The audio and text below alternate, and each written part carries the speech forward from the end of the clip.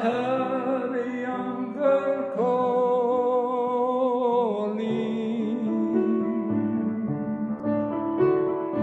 Michael, they are taking you away, for you stole Trevelyan's coal, so the young might see them all. Now a prison ship lies waiting in the bay.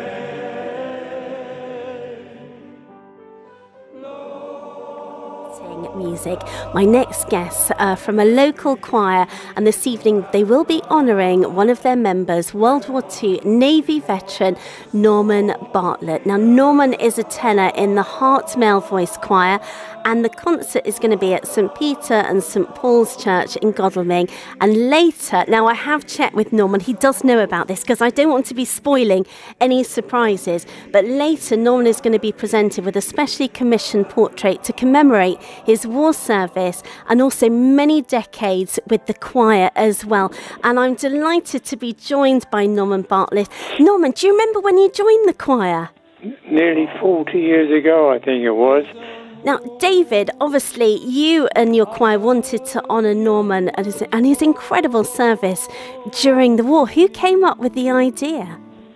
Well, it was one of our choristers who was at an exhibition of an artist called Nell Brooks, who specialises in doing veteran composite portraits, which include not just the person in their uniform, but also details of their wartime history as well.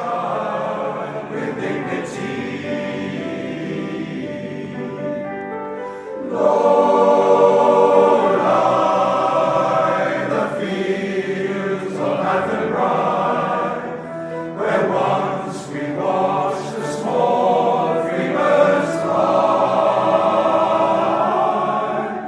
Our love was on the wing, we had dreams and songs to sing.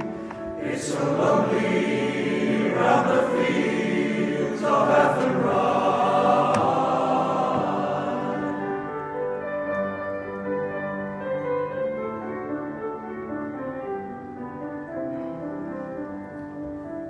By a lonely harbour wall, she watched the last star falling.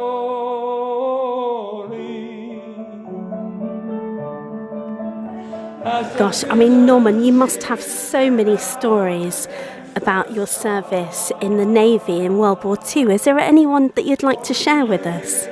There are some good ones and some bad ones, but so we joined the King George V on bombarding the docks in Tokyo Bay at the time, and then we were signed to go to sail to northern Hokkaido and pick up 500 ex-POWs, which was a very momentous occasion for us because after all the trauma they had and the problems they had received from the Japanese when it was in captivity.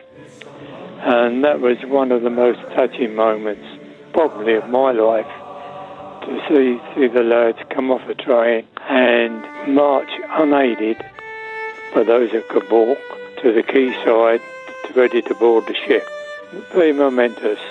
Always brings back memories.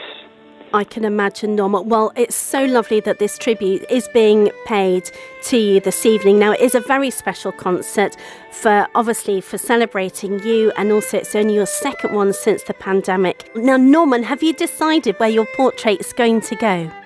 Yes, place of honour, over the mantelpiece, over the fireplace, so I can sit and watch it and keep warm. Oh, well, that sounds perfect. Well, Norman Bartlett, it's been an absolute pleasure. Thank you for everything that you've done through your amazing lifetime. Also, thank you to David Bowden-Smith from the Hart Male Voice Choir.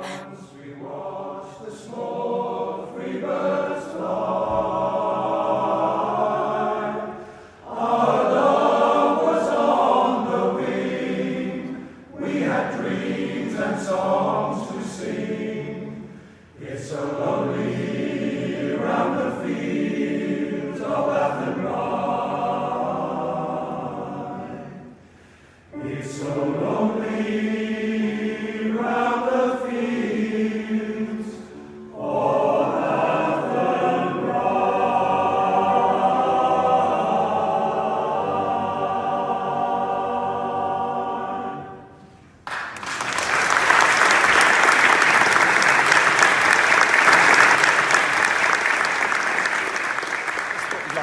it's really nice. He's such a great guy.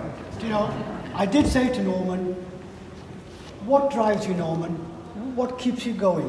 What motivates you to get up every morning?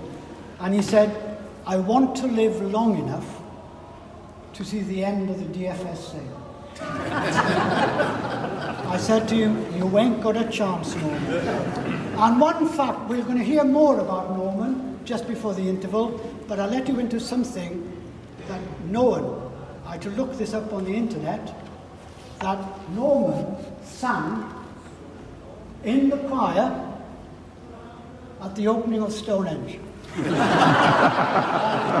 think that's absolutely remarkable. Right. Ladies and gentlemen, good evening. As chairman of the Hart Male Voice Choir, may I welcome you to this, the Godalming Church of St. Peter and St. Paul, and to this celebration and honouring of top tenor Norman Bartlett's fascinating life and Royal Navy career. We all knew that Norman had been in the Royal Navy during the war, but most of us were unaware as just how involved he was. Then on Saturday, August the 15th last year, on VJ Day, Norman appeared on national television reciting the closing prayer of the Remembrance Day service at the National Memorial Arboretum in Staffordshire. Norman delivered that prayer with poise and feeling, every word enunciated clearly. It was a fantastic performance. We all watched him with our hearts in our mouths thinking, don't mess it up, Norman, please. And he didn't. He did it absolutely beautifully. Just 4 months later, on the 11th of November, Norman followed that up with a starring performance at the Albert Hall, reading the eulogy to the fallen comrades for the BBC television Remembrance Day programme. As you heard earlier, Norman was born on the 24th of March 1926 and joined the Navy in 1942 at just 16 years old. He joined for what they called hostilities only, which meant he was in the Royal Navy until 1947. He served initially protecting the North Atlantic convoys and the western approaches as an anti-aircraft gunner, before finally joining the brand new battle-class destroyer HMS Barfleur, on which he faced the fearsome Japanese kamikaze dive bombers in the South Pacific Ocean. During those 4 years, Norman did manage to return to England to marry his sweetheart Betty, something they are still celebrating as well in total 77 amazing years later. I think that's worth another round of applause.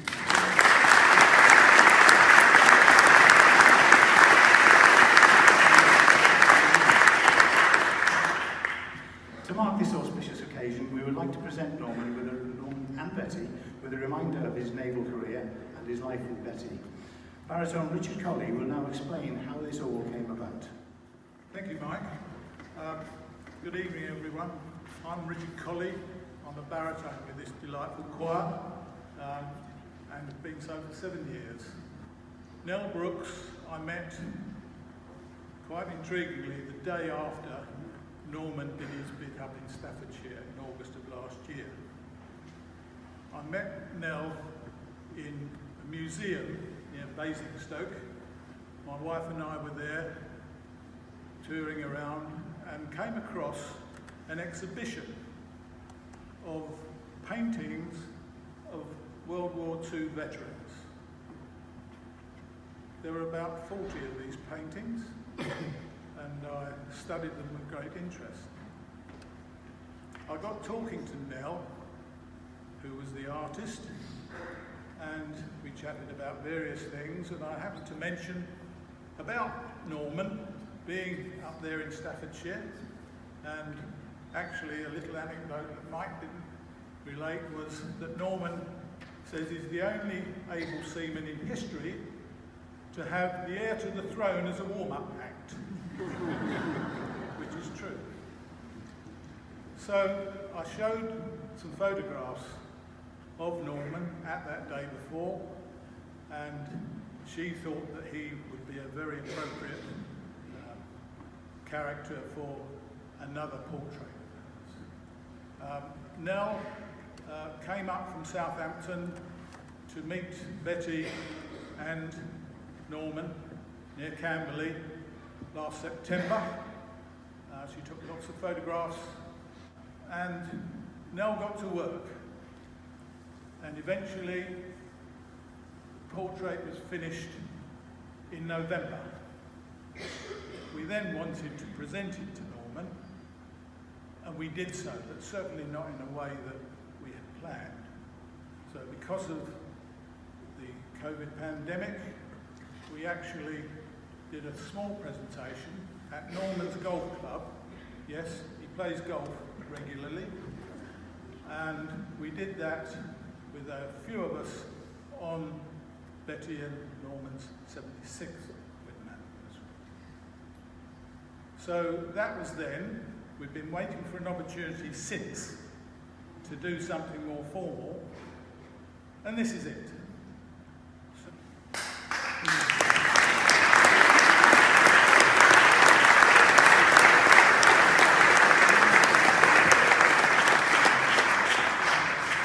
So the unveiling of the portrait is going to be formally done by these gentlemen.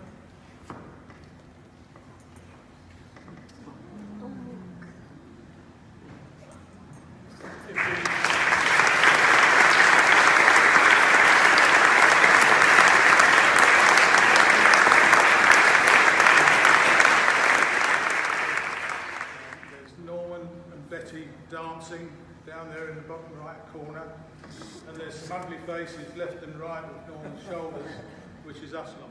I'm pleased to say that Nell's husband Len has come up this evening, and Norman has a plaque of HMS Barfleur on which he spent that final day of World War II off the coast of Japan. So Norman, would you like to give it? Here it is.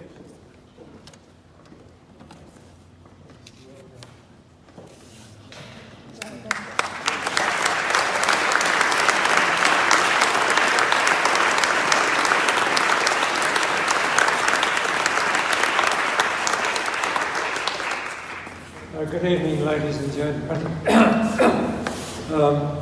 I've been a member now nearly 4 years. 40 years of Hart, and ever since I first joined, it became an integral part of both Betty and my life. We've had some wonderful times together on our journeys in the continent and in South Africa.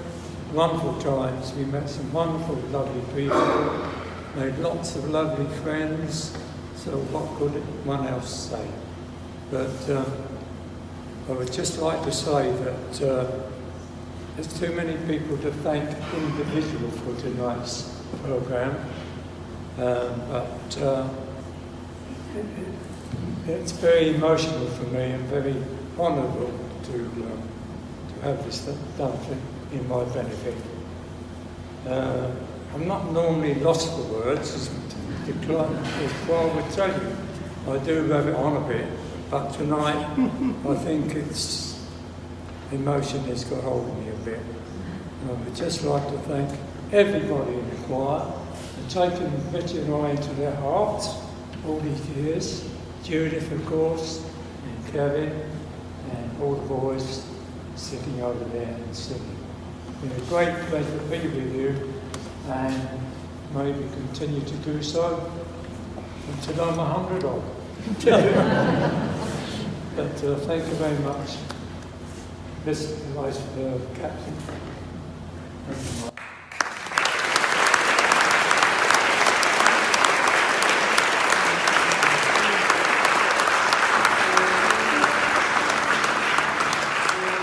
Ladies and gentlemen, that concludes the presentation.